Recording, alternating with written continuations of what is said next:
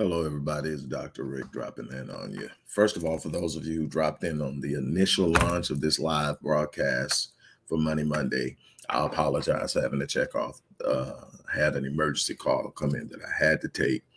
And that's one of the reasons why you haven't gotten a whole lot of straight lives with me, is because things are so crazy right now at the end of the year with so many things going on that I never know what's about to happen. So I try to take time when I have moments to myself to that's in my vehicle. Um, I ride with a truck. There's a couple people, keep it going. They like the vibe, and uh, it's something that I will definitely continue to do. But I'll also try to make sure that I'm getting to you guys with our themed days. Today is Money Monday, and so I want to come in today. We're going to talk about 5 principles of money management, and that is something that I want to focus on real briefly. If you go to the description box, you're going to see some opportunities to get some things like the guide I created for financial literacy for teens and so much. Okay. So listen.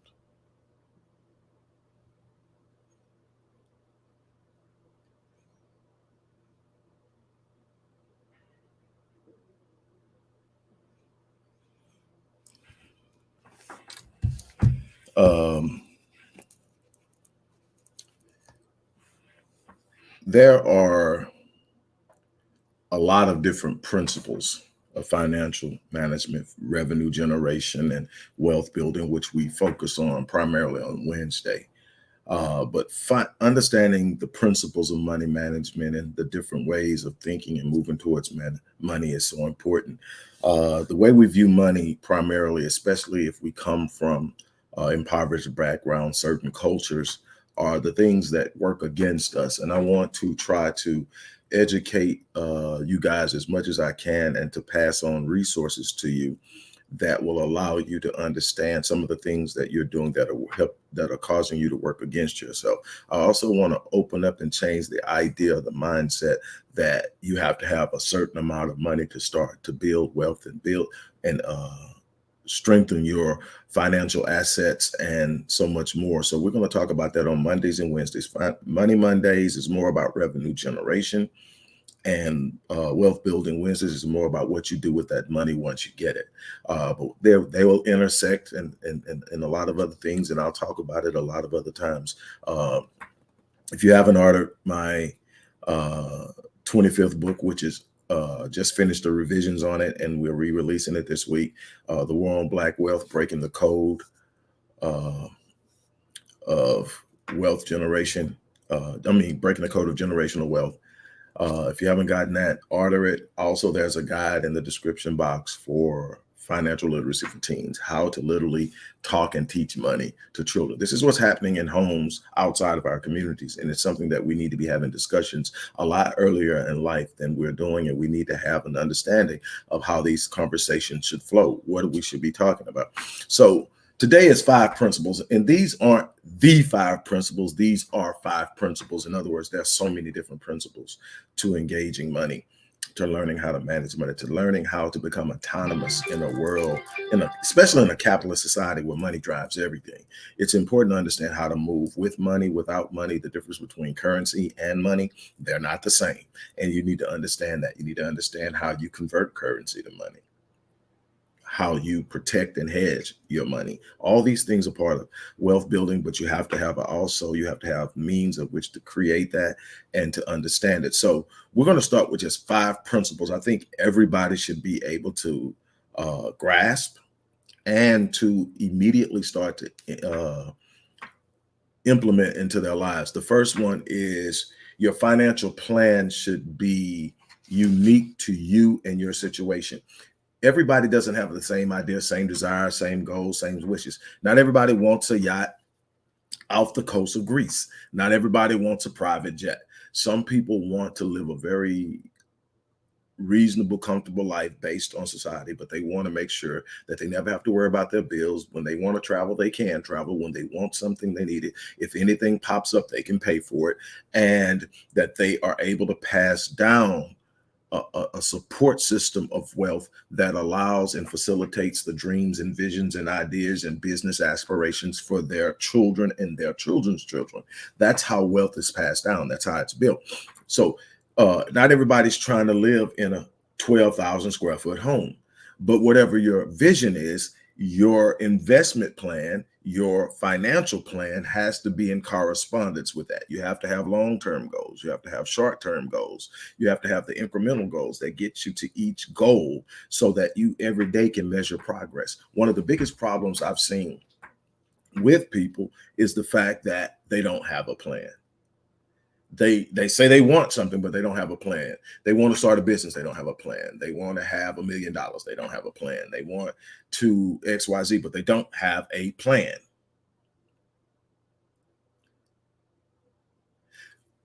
Without a plan, you plan to fail. If you don't have a plan, you're planning to fail because it's so far too many variations and situations and circumstances that are going to come into your life. They're going to impact you financially. That will put you in an emotional position that if you don't have a plan, that if you don't have something you can lean into that you can trust, you're going to respond or react even more to it based off of the emotional reality at the time, and you're going to make poor choices, and it's going to lead to more poor results, and it's going to put you in a bigger hole, and you're going to end up doing this cyclically, and it's not what you're supposed to do. But when you have a plan, you have a plan. You trust the plan, even when it doesn't make sense to you. You trust that the research you've done, that the professionals you've consulted, that what you have set in front of you is going to work for you long term. There's going to be some ups and downs, some ins and outs. It's not always going to be flowing smoothly. It's not always going to be raining money, but you've got to understand that in the long term, this plan that you created for yourself, this unique, specific plan to your vision, to your dream, to your hopes, to your aspirations, is going to work. And so what you do is you make your choices based off of the plan, not your emotions, not your situations and circumstances, but what you're going through at a given moment. So that's the first principle. Your plan should be unique to you. Customize a plan based off of how you want your life to look. Second, invest intelligently for the long term. One of the biggest problems I see is we live in an instantaneous gratification. We live in a world of instantaneous gratification. Everybody's in a microwave society where we want everything now. So we don't have any long-term vision. We don't even think about what's going to happen 3 years from now. You ask the average person what's going to be going on based on the life they're living right now, 5 years from now. They can't tell you because they haven't thought that for. They're only worried about now. What happens now is you're grasping. If you start living in now, you're grasping at straws. It's just another version of survivalism. The survivalist mindset is I'm just getting through the day. I just want to, and it comes in different stages. In the survivalist mindset, you have the person who's really struggling. They're just trying to get the bill paid so the lights don't get turned off today. That's the extreme left side of survivalism. That's saying, man, I don't want the kids to starve. I don't want the lights to get turned off. I don't want to get evicted. That's survivalism. But survivalism is also, I'm just living for today. I can't worry about tomorrow. That's too stressful. I'm just living for today. I just want to be able to enjoy myself today. So you're out spending money on today and you haven't set the plan for tomorrow. So what happens? You get to tomorrow, you want to enjoy tomorrow, but you spend so much time stressing about fixing ways and coming up with ways to create that enjoyment, to create that pleasure, to create the things that you enjoy in life. Now, you're not in as bad of a financial situation as the extreme left survivalist, but you're still in a situation where you're going to constantly every day be put in a situation where you're trying to fix the problems of the day because you didn't plan for them previously. So you want a plan. Again, go back to number one. A person without a plan is planning to fail. You've got to have a financial plan that is, number one, unique to you. You've got to invest intelligently for the long term. What does that mean? Well, to me, midterm is 3 to 7 years. Long term is anything over 7 years, and obviously short term is anything under 3 years. And so it's a bunch of people that don't even have a 3-year plan. So it based on my definition of short term, midterm, and long term, you don't have any type of plan outside the instant moment of what's going on. You don't look at how this decision is going to impact me, how that decision is going to impact me. Yeah, I could pull this money out and do this right now, but what's going to be the long term effect? I can tell you that the money you're managing right now today isn't just about today. It's about tomorrow. It's about next week. And if you spend it wrong, if you invest it wrong, it's going to have a ripple effect that's going to move down the line, and you could literally be feeling it 5 years from now, either on the good side or the bad side. You can sit up and say, well, I got it, but do you really? Because if you remove it, what is the implication of the removal from where you're taking it to go spend it on what you're spending it on? The long-term implications of what you have to look at. What is it going to cost me long-term? And nobody's asking that question. That's the thing that we have to teach ourselves, is to look beyond the moment, because that's how you build generational wealth. That's how you prepare to make sure that the next generation does not start from where you start. I have a few people that I've had the blessings of working around. One is a single mother, and she's doing such a great job at this. For her daughter will never have to go through any of the things she's had to go through, because she systematically set it up over time. And that is that. And now, of course, I've got brothers doing the same thing for their children, parents doing the same thing. But in the scope of what I do with my clients, normally these are affluent people, so they're doing it. But I'm telling you that these people didn't come from privilege. They created it for themselves by being disciplined in how they handle money. The problem is the consumer mindset is never going to produce for you what you want it to. It'll produce symbols of wealth. You'll be able to drive the Benz if you make enough money, but you'll never be able to build the wealth because you didn't calculate what the Benz was going to cost you 10 years from now. After it's not even in your driveway anymore, it's still costing you because you didn't understand the principles of finance. You didn't understand the ripple effect, the implications of how you spend your money, how you invest your money. So you can buy the Rolex, but what is it going to cost you 10 years from now?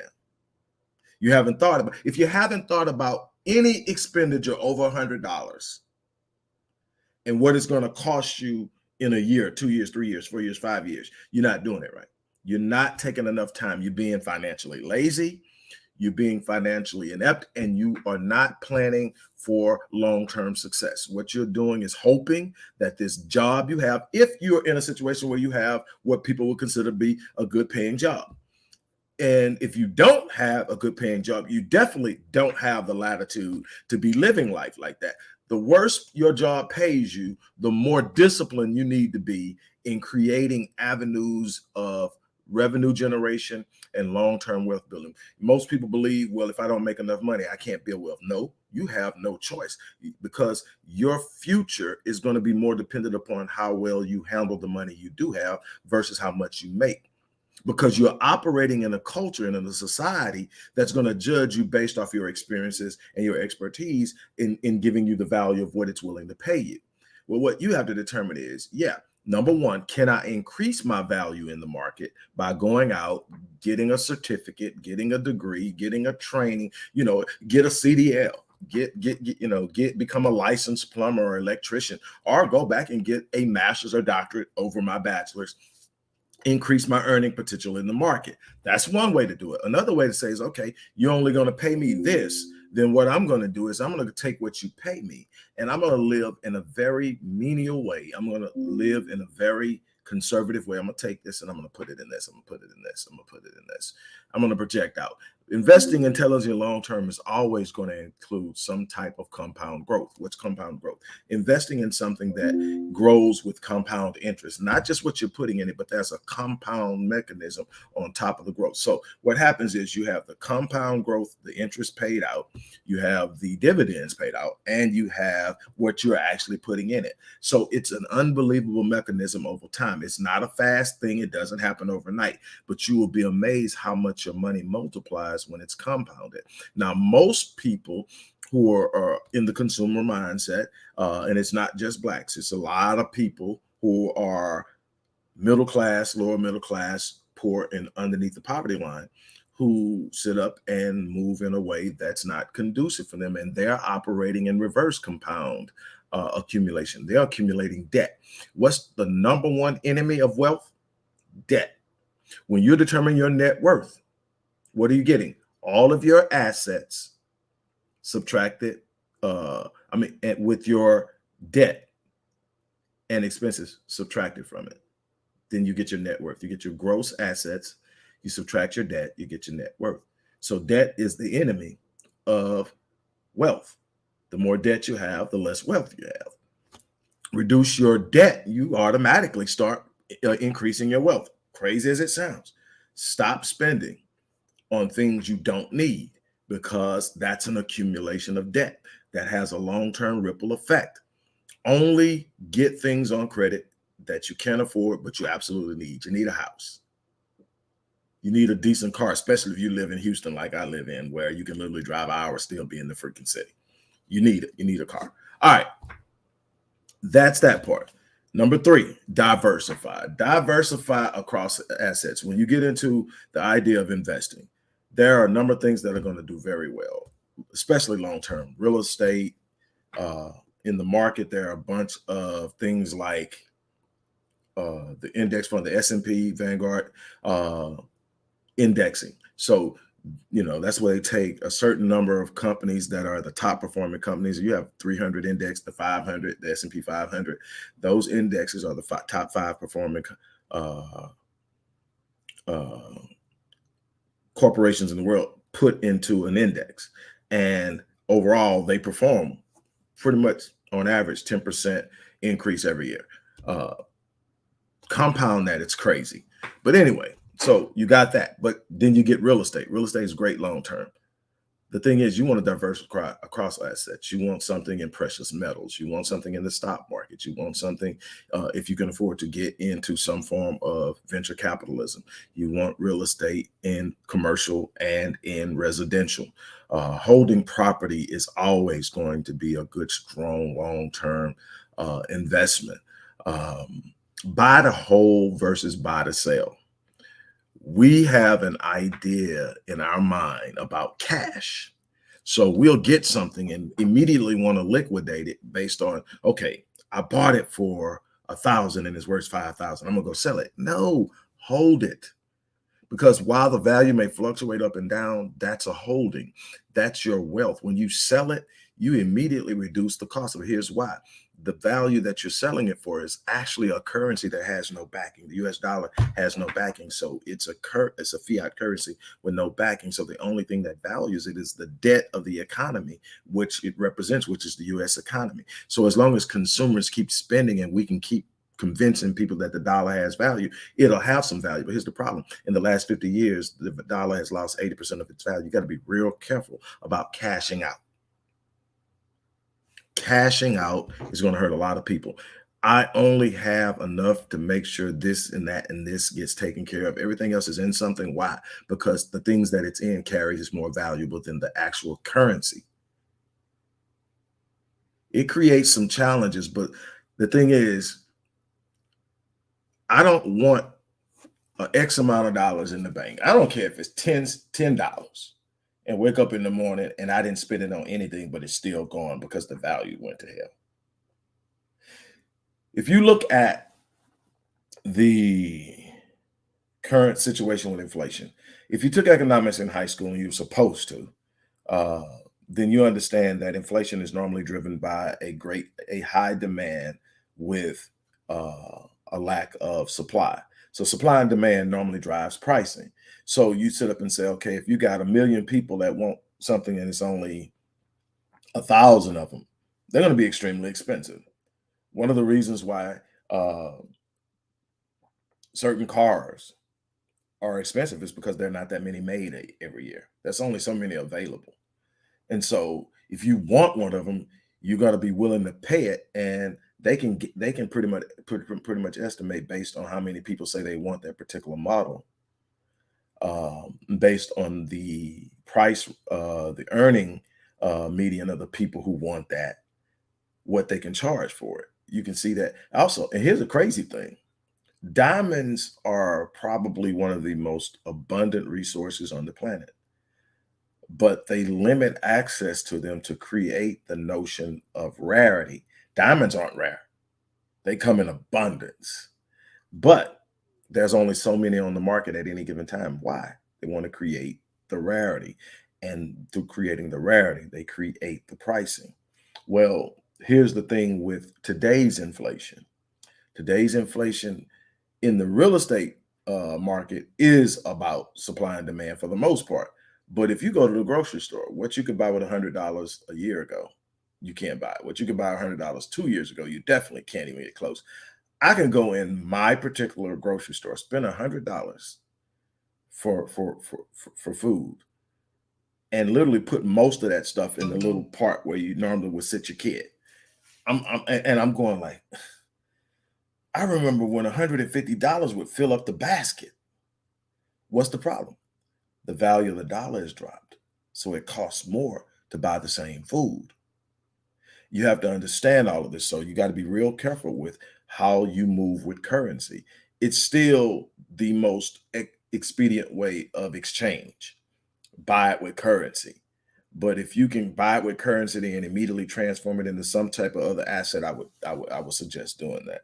But you want to diversify. You want to have your money invested in more than one thing. Obviously, you're going to have something that you really want to hang your hat on. You got people who are good in the oil industry. You got people who are good in real estate. You got people who are great at the stock market, and you got people who are good at the foreign exchange, and all of these different places where you can go and you can put your money into.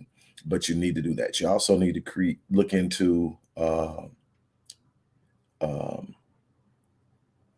income annuities. Insurance is unimaginable and invaluable mechanism for wealth building that most people don't even realize exists. Most extremely wealthy people and conservatively wealthy people hedge their wealth through insurance and build wealth through insurance. Um, Number 4, set incremental goals to help you reach larger goals. The more your mind can conceive achieving something, the harder you work at it, the more you strive for it. And sometimes you're setting goals that you've never achieved. Nobody in your family's never achieved them before. You've never seen anybody do what you want. You want to be the first millionaire in your family. You want to be the first business owner in your family. Well, what you're going to have to actually do is say, okay, that's the goal, but how can I get there? Instead of saying a million, how will I make my first 500? How will I make my first 100? And then if I can make 100, I can make 500. If I can make 500, I can make 1,000. And then you start looking at, okay, now how do I scale that? How do I scale what I just did to build more? And you start working and you'll start to see, okay, I'm moving at a pace of, so it's going to take me X amount of months, X amount of years to get here. And then you set it out and then you start working the plan and you start making adjustments. And before you know it, not only can you get it done, in some instances, you can get it done quicker. Sometimes it may take longer, but you're moving towards the goal. Incremental goals are so important from a psychological perspective of assuring that you get your goals done. When you're setting goals beyond what is normal for you, you've got to have uh, incremental goals that you can realize in your mind and say, yeah, I can do that. I can do that today. I can do that this week. I can do that this month. I can do that the next year. I can do that the next 2 years. Because what you're looking at is a process of taking yourself on a journey to achieve something that is far beyond anything you've achieved. That is important. Finally, and to me, emphatically, most definitely the most important here, educate yourself in finance. Read books, tap into people who have the knowledge, find people who have the knowledge, surround yourself with people who talk money on a regular basis. The crazy thing is when you get around people who have not done well in money, not done well in finance, haven't experienced it, they're insulted, irritated, and annoyed by people who talk money because they see money differently. They see money as elusive. They see money as almost something that's teasing them. And they feel like anybody that has money is a part of the process of antagonizing them because they don't. And the thing is, talking money is the catalyst for thinking money. Thinking money is the catalyst for creating money. And that's the thing you've got to do. You've got to be willing. Now, don't get around a bunch of idiots talking money because that's how you lose your money. But you definitely need to educate yourself. And if until you educate yourself, find you someone who understands finance on a professional level, who has fiduciary responsibility.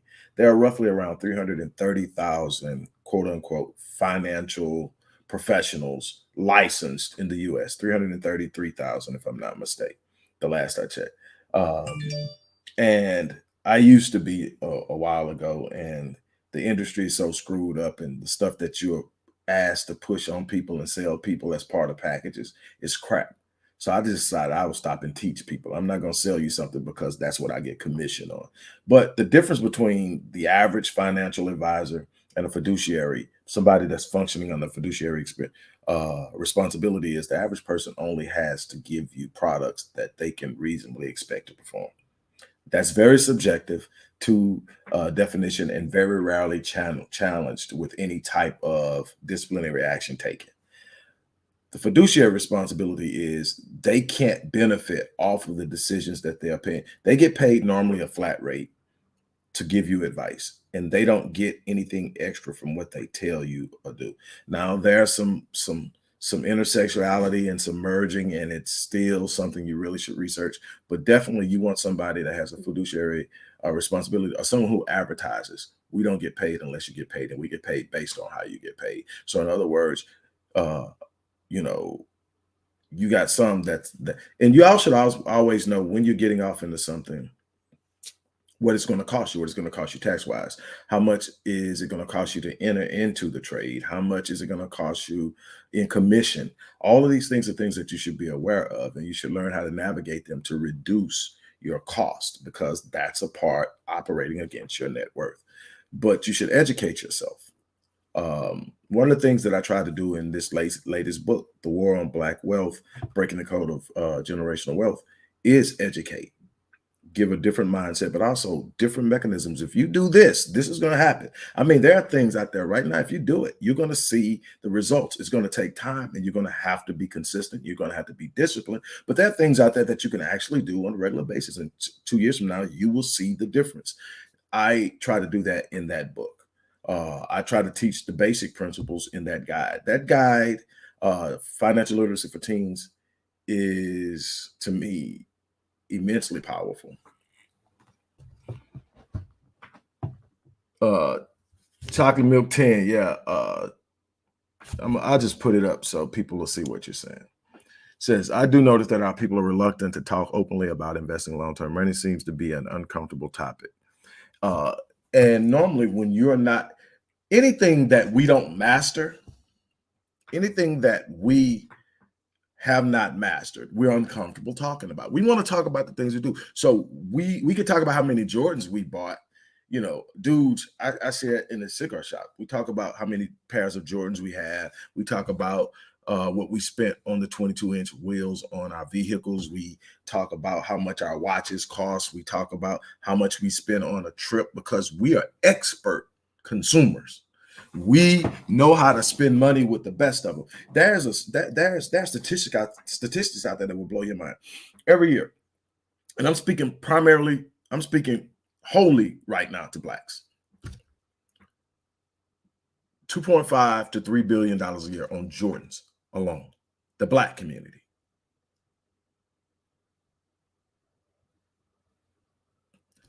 Here's a bigger one.